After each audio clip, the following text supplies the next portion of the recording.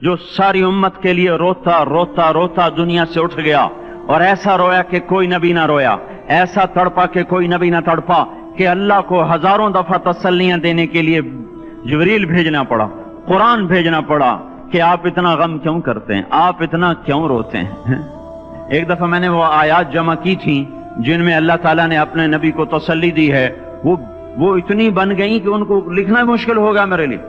वो 100 से ज्यादा आयात बनती हैं जिसमें अल्लाह ताला तसल्ली दे रहा है, लअल्लक बाखिउन नफ्सक अल्ला यकूनु मुमिनीन, लअल्लक बाखिउन नफ्सक अला आथारिहिम इल्लम युमिनु बिहादल हदीस असफा फला तज़हब नफ्सुक अलैहिम हसरात मा अंत अलैहिम बिवकील लस्त अलैहिम बिमुसैतिर मा अंत अलैहिम बिजब्बार मन कफर फला यहज़ुनका कफरु वला मन कफर फला यहज़ुनका कुफ्रु वलक़द नअलमु अन्नका यदीक़ु सदरुका बिमा यक़ूलून। इस किस्म की आयात जिनमें अल्लाह कह रहा है मेरे हबीब इतना गम न कर, इतना गम न कर, इस कदर गमगीन अपनी उम्मत के लिए।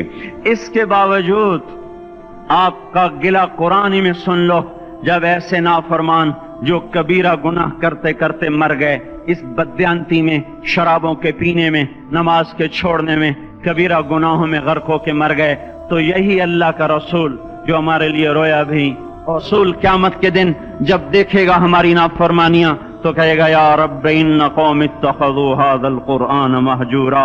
ए मेरे मौला, यही है मेरी वो उम्मत जिसने मेरे कुरान को छोड़ दिया। मेरे कुरान ने पुकारा मस्जिद में आओ, इन्होंने मस्जिदों की राहें छोड़ दी। मुझे बताओ ये इतना मजमा कहां से आ गया है? ये इसमें से 1/3 बाहर से आया होगा, ये 2/3 तो सारा गुलिस्तान कॉलोनी का है। इनके कदम बाकी 5 नमाजों में क्यों नहीं उठते? ये कहां चले जाते हैं? क्या ये अल्लाह की धरती पे 8 दिन नहीं रहते? क्या ये सिर्फ 8वें दिन अल्लाह का रिस्क खाते हैं? क्या ये सिर्फ 8वें दिन अल्लाह का पानी पीते हैं? ये कहां चले जाते हैं? क्या ये अल्लाह की धरती पे 8 दिन नहीं रहते? क्या ये सिर्फ 8वें दिन अल्लाह का रिस्क खाते हैं? क्या ये सिर्फ 8वें दिन अल्लाह का पानी पीते हैं? क्या ये सिर्फ 8वें दिन अल्लाह की हवा के तनों टन अपने फेफड़ों में ले जाते हैं? क्या ये सिर्फ 8वें दिन अल्लाह के दिए हुए नूर से देखते हैं? क्या ये सिर्फ 8वें दिन अपने कानों से सुनते हैं? क्या ये सिर्फ 8वें दिन अपने जिस्म की नेमतों से फायदा उठाते हैं? क्या ये सिर्फ 8वें दिन सूरज की रोशनी से नफा उठाते हैं? क्या ये सिर्फ 8वें दिन तारों की झिलमिलाहट से नफा उठाते हैं? क्या ये सिर्फ 8वें दिन अपने भी बच्चों के साथ बैठते हैं? इस पत्थर दिल को क्या हुआ? क्यों नहीं इसके दरवाजे पे दस्तक पहुंचती? ये क्यों वीरान हो गए? ऐसे तो पत्थर भी सख्त नहीं। अताउल्लाह शाह बुखारी कहा करते थे, ए हिंदुस्तान वालों, तुम्हें इतना कुरान सुनाया कि मैं सर को सुनाता तो सबा बन जाती, मैं पत्थरों को सुनाता तो मोम हो जाते, मैं दरियाओं को सुनाता तो तूफान थम जाते, और मैं मौजों को सुनाता तो उनकी तुगयानी रुक जाती। पता नहीं तुम किस मखलूक, किस चीज से बने हो, किस खमीर से बने हो। तुम्हारे सीनों में दिल नहीं है, पत्थर हैं, और पत्थर से भी ज्यादा कोई सख्त है। अशद्दु क़स्वतन मिनल हिजारा, पत्थर भी अल्लाह की हैबत से लरसता है और कांपता है। पर तुम कौन से इंसान हो, कैसे सीनों में दिल लिए फिरते हो कि 5 दफा इतना बड़ा बादशाह तुम्हें पुकारे, हैया अलस्सला, हैया अलस्सला।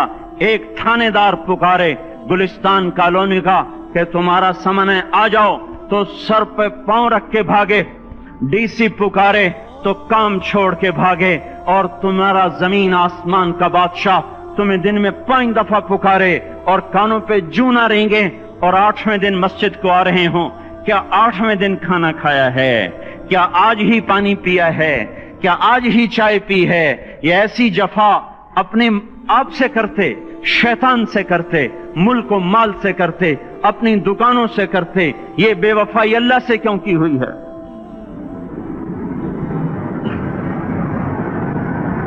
जिस जमीन पे सजदा ना अदा हो, इससे बड़ा भी कोई जुर्म है?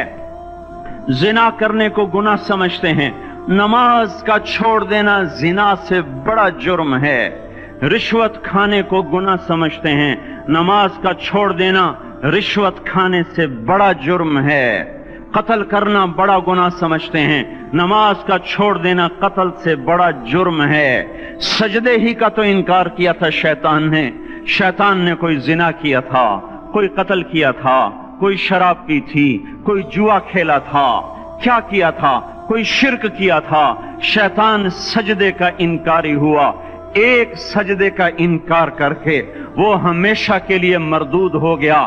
اس مسلمان کو ہوش نہیں ہے جو روزانہ دن میں 5 دفعہ 20 سجدوں کا انکار کیے بیٹھا ہوا ہے، اور پھر آرام سے روٹی کھاتا ہے، آرام سے چائے پیتا ہے، اور آرام سے کہہ لگاتا ہے، اور آرام سے اخبار پڑھتا ہے، آرام سے بیوی کے پہلو میں لیٹتا ہے۔ ایک سجدے کا انکار ہو کر شیطان ہمیشہ کے لیے مردود ہوا۔ جس نے فجر کا انکار کیا سجدوں کا، پھر ظہر کے سجدوں کا مذاق اڑایا، پھر عصر کا مذاق اڑایا، پھر مغرب اور عشاء کا مذاق اڑایا۔